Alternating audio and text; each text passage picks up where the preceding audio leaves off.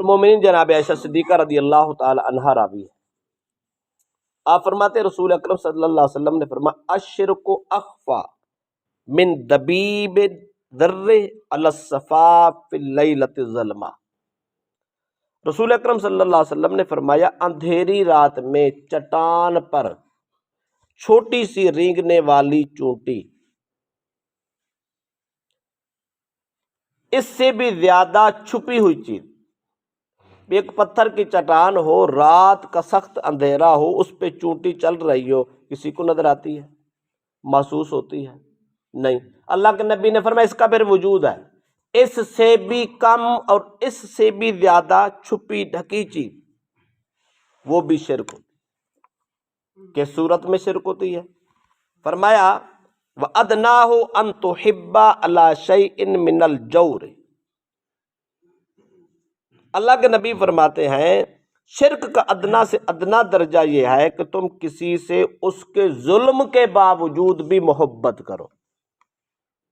بندہ ظالم ہے، جابر ہے، غاصب ہے، قاتل ہے، زانی ہے، برا ہے، بد کردار ہے، کرپٹ ترین ہے، لٹیرا اور ڈاکو ہے، قوم و ملت کو برباد کرنے والا ہے، قوم کے خزانوں پہ ڈاکہ ڈالنے والا ہے، قوم و ملت سے غرض نہیں اپنی ذات سے غرض ہے، اس قسم کے ظلم کرتا جا رہا ہے، ہم پھر بھی اس سے محبت کرتے جا رہے ہیں۔ اللہ کے نبی فرماتے ہیں ظالم سے محبت کرنا یہ بھی شرک۔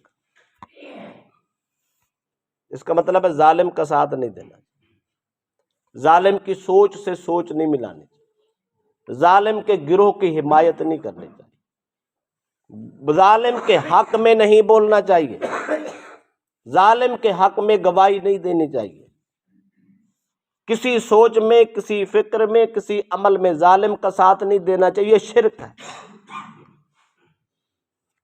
دوسرا جملہ دیکھ فرمایا وَتُبْغِضَ عَلَى شَيْءٍ مِّنَ الْعَدْلِ، عادل اور منصف سے بغض رکھنا یہ بھی شرک۔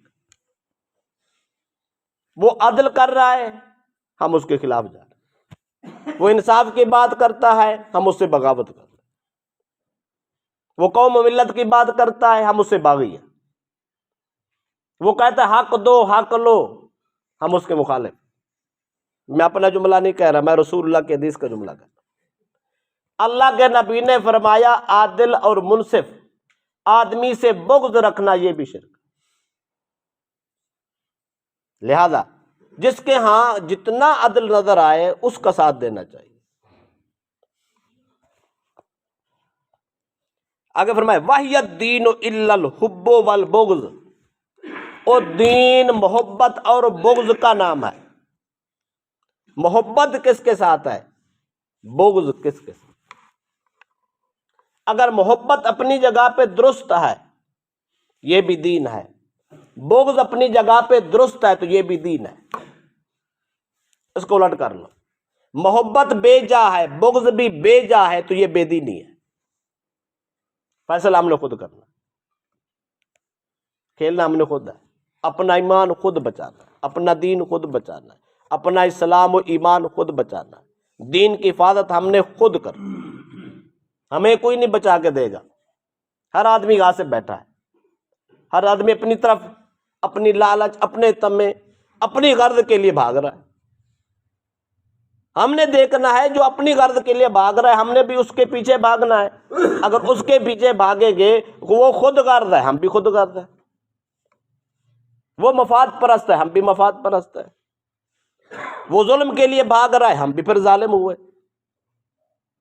وہ اپنی جیب کے لیے سارے کام کاج کر رہا ہے پھر اس کا مطلب ہے ہم بھی اسی کی جیب کے لیے کر رہا ہے، تو یہ بے دینی ہے۔ نہیں، ہم نے یہ نہیں کرنا، ہم نے یہ دیکھنا ہے یہ جو میرے سامنے بھاگ رہا ہے یا مجھے بھگا رہا ہے اس کی غرض کیا ہے، منصب کیا ہے، شعور کیا ہے، فہم و فراست کیا ہے، چاہتا کیا ہے، ہمیں پتہ ہے۔ جب پتہ ہے تو ہم نے اپنا فیصلہ خود کرنا۔ ہر آدمی اپنی قبر کا خود ضامن ہے، حساب ہر کسی نے خود دینا۔ اگر ہم نے یہ انصاف نہ کیا اور اپنے آپ کو نہ بچایا تو یہ تو ڈوب گئے اور ڈوب چلے ہیں اور ڈبا رہے ہیں۔ لہذا اپنا فیصلہ خود کرے. یہ پارٹی بیس، گروپ بندی، یہ فلاں اور فلاں، ہر طبقے میں مذہبی طبقہ ہے، دنیاوی طبقہ ہے، سیاسی طبقہ ہے، تجارتی طبقہ ہے. آپ ہر طبقے کو دیکھ لیں، ہر کے پیچھے ایک منصوبہ ہے، ایک غرض ہے، ایک ضرورت ہے، سارے اس کے پیچھے کھڑے. ہم نے اپنا فیصلہ خود کرنا. ہم کس گروہ کے ساتھ کھڑے ہیں، کس پارٹی کے ساتھ کھڑے ہیں، کس گروپ کے ساتھ کھڑے ہیں، کس منشور کے ساتھ کھڑے ہیں. منشور کیا ہے ان کا؟ اچھا ہے تو ضرور کھڑے ہو جائیں، منشور برا ہے تو کبھی کھڑے نہ ہو. اسی کو ایمان کہتے ہیں اور اسی کو بے ایمانی. میرے خیال مشکل حدیث ہے، ہمارے لیے تو فیصلہ کرنا بہت ہی مشکل ہے. آپ سنتے ہیں نا، وہ میرا دادا بھی انہی کے ساتھ کھڑا تھا، میرا باپ بھی انہی کے ساتھ کھڑا تھا، آج میں بھی انہی کے ساتھ کھڑوں، ہماری تو نسل انہی کے ساتھ. وہ کس کے ساتھ کھڑی ہے کوئی خبر نہیں ہے، ظالم ہے، جابر ہے، لٹیرا ہے، جو ہے سو ہے، بس ہم تو کھڑے ہیں. بس کھڑے ہونے کا پتہ ہے، غیرت کا پتہ نہیں ہے. یہ پتہ ہے باپ دادا کھڑا تھا، اتنا پتہ ہے. یہ پتہ نہیں ہے ہم انصاف کے ساتھ کھڑے ہیں کہ ظلم کے ساتھ کھڑے، کوئی خبر نہیں ہے. کیا خیال ہے؟ اس کا مطلب ہے اتنا شعور ہے تو پھر ایمان اتنا ہی ہے. ہم نے اپنے ایمان کو بچایا نہیں ہے اور بچا نہیں رہے. لہذا گروپ بندی نہیں، پارٹی بیس نہیں، جتھا بازی نہیں، قومی ایشو نہیں. غیرت ضروری ہے، ایمان ضروری ہے، اسلام ضروری ہے. اور اللہ کے نبی نے فرمایا کہ دلیل دی ہے. اللہ پاک فرماتا ہے قرآن پاک میں، قل ان کنتم تحبون اللہ، اگر تم اللہ سے محبت کرتے ہو، فاتبعونی، تو پھر میری بات مانو. اور جس سے محبت ہے اس کی بات ماننی پڑتی ہے. مان رہے ہیں؟ اور جس کے ساتھ کھڑے ہیں اس کی تو ماننی ہے، اور مان رہے ہیں. جب مان رہے ہیں تو اس کا مطلب ہم اسی کے ہیں. اگر اللہ کی مانیں گے تو یحببکم اللہ، وہ محبت کرے گا. رب کی نہیں مانیں گے تو وہ محبت نہیں کرے گا. کیا کرے گا؟ وہ اگنور کر دے. اس لیے اللہ کی رحمت کے قریب جانا ہے. کیسے جانا ہے؟ اپنی محبت اور اپنے بغض سے. اب پچھلا سارا چیپٹر حدیث کے ساتھ ہم ملا لیں تو اللہ کے نبی نے کیا فرمایا؟ اللہ کے نبی نے فرمایا انسان کس سے محبت کرے اور کس سے محبت نہ کرے. کہاں کھڑا ہونا چاہیے، کہاں کھڑا نہیں ہونا چاہیے. اب یہ ساری باتوں کو ہم ملائیں، محبت اور بغض دونوں اللہ کی رضا کے لیے ہیں، انصاف کے ساتھ ہیں، تو اس کا مطلب یہ دین ہے. اگر یہ دونوں اس کے برعکس ہیں تو اس کا مطلب یہ بے دینی ہے. ہم کدھر کھڑے ہیں ہر بندے کو اپنا خود پتہ ہے، کسی کو کہنے کی ضرورت نہیں ہے. تو ہمیں خود اپنا حساب خود کرنا ہوگا. آج تک وہ لوگ بچ سکے ہیں جو روزانہ اپنا محاسبہ کرتے ہیں، شام کو حساب کرتے ہیں. آج میں نے سارا دن صبح سے لے کر شام تک کن کا ساتھ دیا ہے، کن کے گن گائے ہیں، کن کی حمایت کی ہے، کن کے حق میں گواہی دیا ہے، کس کے ساتھ کھڑا رہا. یہ کیٹیگری بھی دیکھے اور دوسرا رخ بھی دیکھے. آج میں نے کس کس آدمی کی مخالفت کیا ہے، کس کی دشمنی کی ہے، کس کا نقصان کیا ہے، کتنا نقصان کیا ہے، کیا صحیح کیا ہے یا غلط کیا ہے. یہ ساری چیز کو رات کو بیٹھ کے حساب کرے. اگر اچھا تھا تو شکر کرے، اگر برا تھا تو توبہ کرے. اس کو محاسبہ کہتے ہیں. جو آدمی اپنا محاسبہ نہیں کرتا اس کو صبح بھی سمجھ نہیں آتی کیا کرنا ہے، صبح پھر اسی راستے پہ.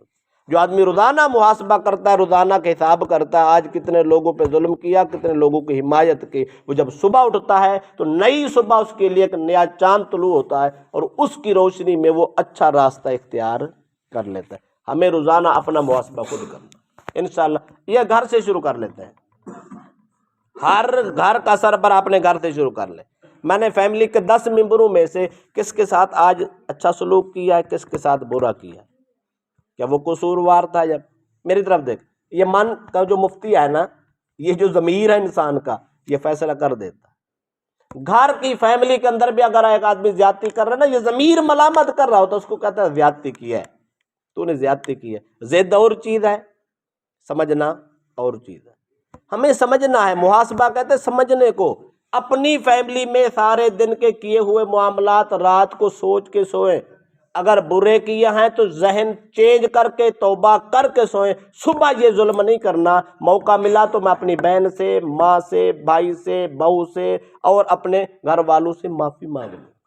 اوپن نہیں مانگ سکتے، خفیہ تو مانگ سکتے ہیں نا. اگر بھابھی کے ساتھ زیادتی کی ہے، اس کی حمایت نہیں کی، اس کو دبانے کی کوشش کی ہے، صبح جا کے بیٹھ کے کہہ سکتے بھابھی زیادتی ہو گئی ہے. کیا خیال ہے؟ بےزتی ہوتی ہے. بےزتی تو وہ تھی جو تو نے ظلم کیا ہے. اگر تو پردے میں بیٹھ کے اس کے سامنے معذرت کر لیتا آئندہ نہیں کروں گا، اس میں عزت. یہی معاملہ ماں کے ساتھ کر سکتے ہیں، یہی باپ کے ساتھ کر سکتے ہیں، یہی بھائی کے ساتھ کر سکتے ہیں. اپنی جو آدمی اپنی فیملی میں یہ کام کر سکتا ہے نا، وہ اپنے گھر سے باہر بھی کر سکتا ہے. وہ ایزی کرتا ہے. پھر جو اپنے گھر سے، گلی والوں سے، محلے والوں سے کر سکتا ہے، وہ برادری میں کر سکتا ہے، پھر وہ معاشرے میں کر سکتا ہے. بس اتنی فکر پیدا ہو جائے تو میرا خیال ہے ہم ترقی کر جائیں. یہ فکر ہی پیدا نہیں، ہم نے سوچا تک نہیں ہے. ظالم ہے تو ظالم کے ساتھ کھڑے ہیں تو کھڑے ہیں تو کھڑے ہیں. محبت اور بغض، دشمنی، ان دونوں کو ہم نے مثبت بنانا ہے، ایماندار ہو جائیں گے. اگر منفی پہلو پہ رکھا